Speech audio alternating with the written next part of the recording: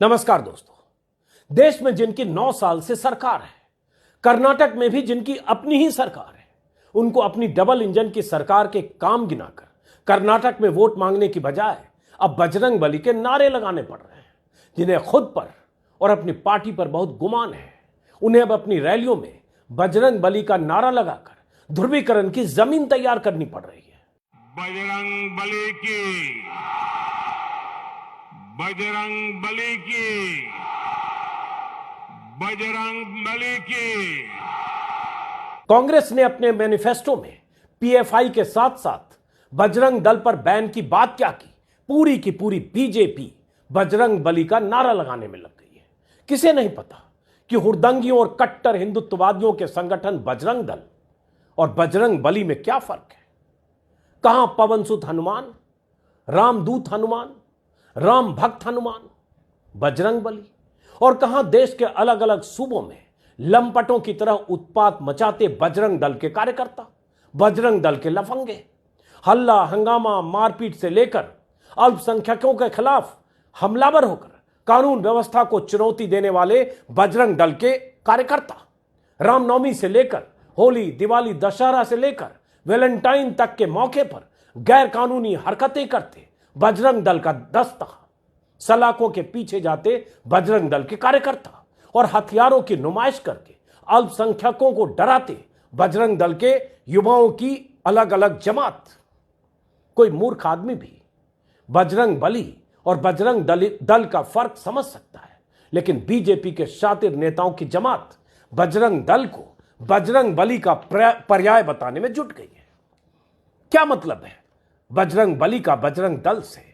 लेकिन ऐसा लगता है जैसे मोदी, शाह और नड्डा को कर्नाटक चुनाव में अब तक का सबसे बड़ा मुद्दा मिल गया हो।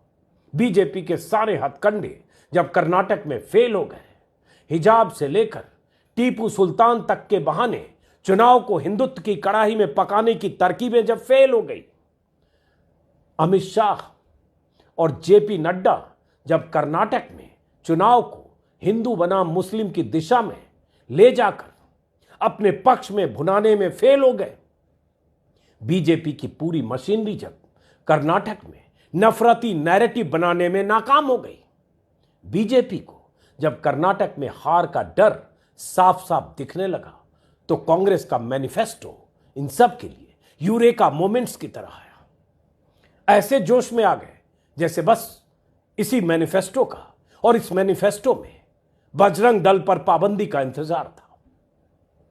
अमित शाह और जेपी नड्डा से लेकर पीएम मोदी तक अब लंपट बजरंग दल के कार्यकर्ताओं को बजरंगबली से जोड़ने में जुट गए हैं।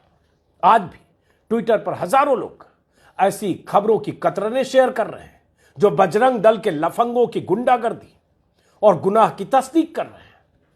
दंगाई मानसिकता के बजरंग दल के लफंगों पर देश के अलग अलग हिस्सों में 50 मुकदमे दर्ज हैं। हत्या से लेकर लिंचिंग तक की घटनाओं में बजरंग दल के सैकड़ों कार्यकर्ता अलग अलग समय पर जेल जा चुके हैं। यह अपराध, यह उत्पात बजरंगबली के खाते में दर्ज है क्या? बात हो रही बजरंग दल की और बीजेपी वाले ले आए बजरंगबली को। नहीं, बजरंगबली हनुमान हमारे आराध्य हैं और उसके नाम से आप गुंडागर्दी कर रहे हो, बजरंग नाम जोड़ के, ये तो उचित नहीं है। बजरंग दल को बैन लगाने के बाद क्यों गुंडागर्दी कर रहे हो? यहाँ भी क्या कर रहे हैं? छत्तीसगढ़ में कम गुंडागर्दी कर रहे हैं, हम सब देख रहे हैं। बजरंग दल के सदस्य होने के नाते आपको ये अधिकार नहीं मिल जाता कि आप कानून में हाथ मिले। यदि कोई अपराध हुआ है तो अपराधी को सजा देने की प्रक्रिया है, संविधान में व्यवस्था है, पुलिस है, न्याय व्यवस्था है, सीधा एक्शन में। तो बजरंग दल के सदस्य होने के नाते आप कानून सीधा हाथ में ले लेंगे। तो इस बात को यदि रोक लगाने की बात यदि कांग्रेस कर रही है तो उसकी चर्चा तो नहीं कर रहे हैं। कर्नाटक में 40% कमीशन लिया जा रहा है, प्रधानमंत्री उसके बारे में चर्चा नहीं कर रहे हैं। बजरंग दल के भगवाधारियों के गुनाहों की लिस्ट लंबी है, कुछ हम भी आज आपको इस वीडियो में आगे बताएंगे। लेकिन पहले जरा बीजेपी नेताओं की बेचैनी देखिए और समझिए कि जब कर्नाटक में कोई और दांव नहीं चला तो बजरंगबली का नारा लगाने वाला दांव बीजेपी नेता कैसे चलाने में जुट गए। रिश्वतखोरी और कमीशनखोरी के आरोपों से घिरी कर्नाटक सरकार के काम पर वोट मांगने की बजाय बजरंग बली करने में लग गए हैं। मोदी से लेकर अमित शाह और जेपी नड्डा तक सबको पता है कि कर्नाटक में जमीन इतनी कमजोर हो चुकी है कि जीतना मुश्किल है, वक्त बहुत कम है। 40% कमीशन वाली सरकार के तौर पर कुख्यात कर्नाटक सरकार से लोगों में जबरदस्त नाराजगी है और इसका अंदाजा मोदी और शाह को भी है, नड्डा को भी है। भ्रष्टाचार से जनता बौखलाई हुई है। कांग्रेस बड़ी चुनौती बनकर सत्ता हथियाने की दिशा में आगे बढ़ रही है, तो बीजेपी ने नया मुद्दा खोज लिया है, बजरंग दल को बजरंग बली बनाने का मुद्दा, या बजरंग दल से बजरंग बली को जोड़ने का मुद्दा। चुनाव में अब 7 दिन बाकी है। 10 तारीख को चुनाव होना है, 13 तारीख को गिनती होगी, यानी चुनाव प्रचार में सिर्फ 5 दिन बाकी है। कर्नाटक में माहौल खराब दिखने लगा है। चैनलों पर जितने सर्वे आए हैं और आ रहे हैं, बीजेपी सत्ता से बाहर जाती दिख रही है। एबीपी न्यूज, सी वोटर, टीवी 9 से लेकर ईडीना जैसी एजेंसियों के सर्वे में 224 सीटों वाली विधानसभा में जब कांग्रेस को बहुमत मिलने के आसार दिख रहे हैं, तो बीजेपी में बौखलाहट वाजिब है। तो मोदी जी, शाह जी, नड्डा जी और बीजेपी के सारे नेताजी अब जय बजरंग बली करने लगे हैं।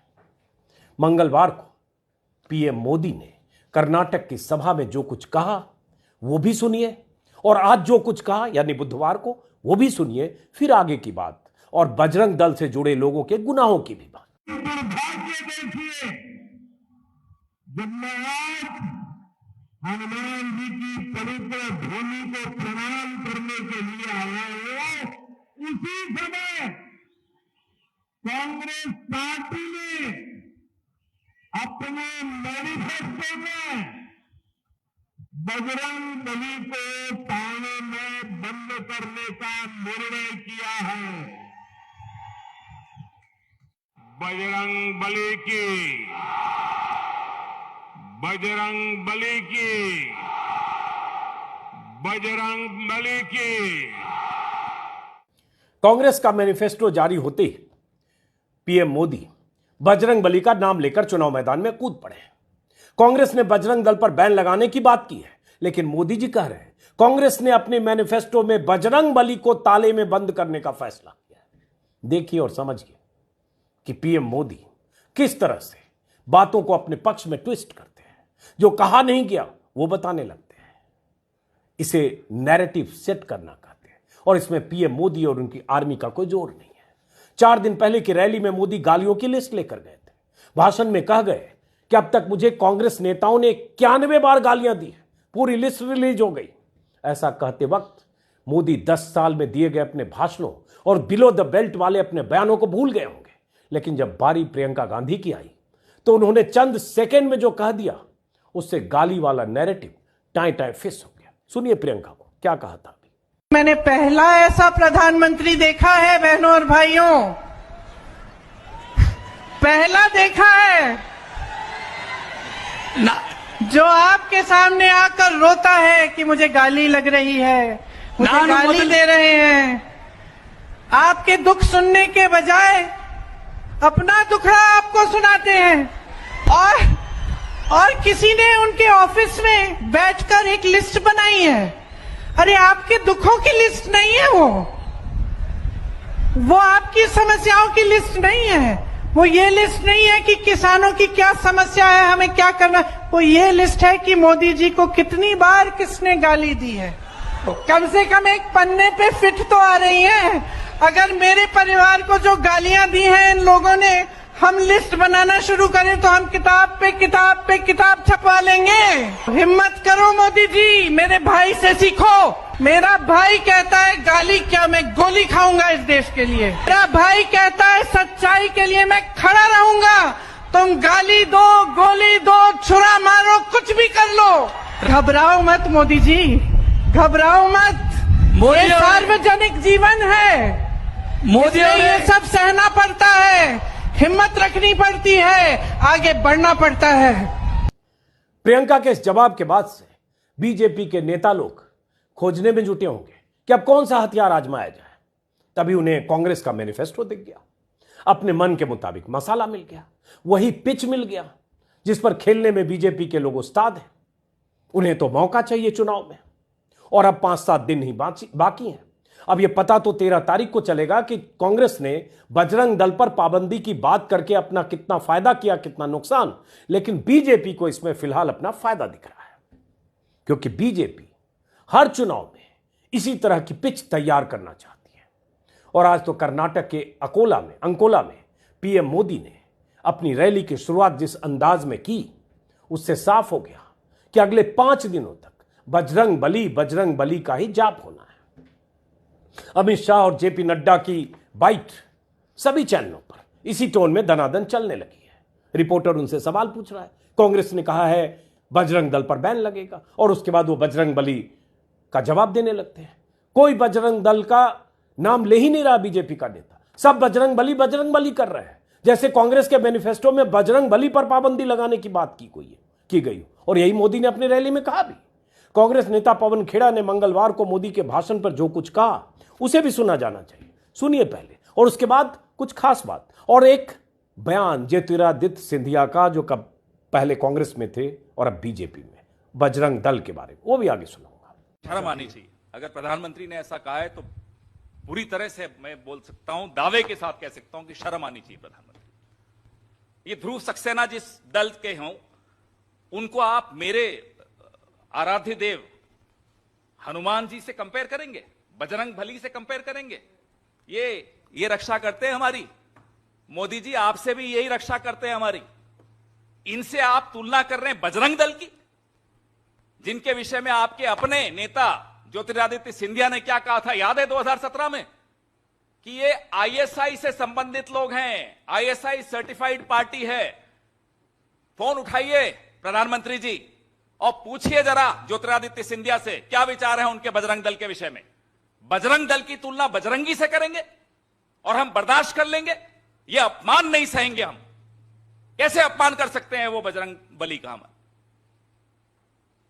अरे हमारी भी श्रद्धा है, हमारी भी आस्था है, हम अपने दिल के पास रखते हैं अपनी आस्था को, लेकिन कोई सीमा होती है अपमान करने की हमारी आस्था।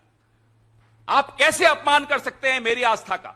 माफी मांगे प्रधानमंत्री इस देश से और करोड़ों ऐसे भक्तों से जो बजरंग बली को अपने दिल के करीब रखते हैं।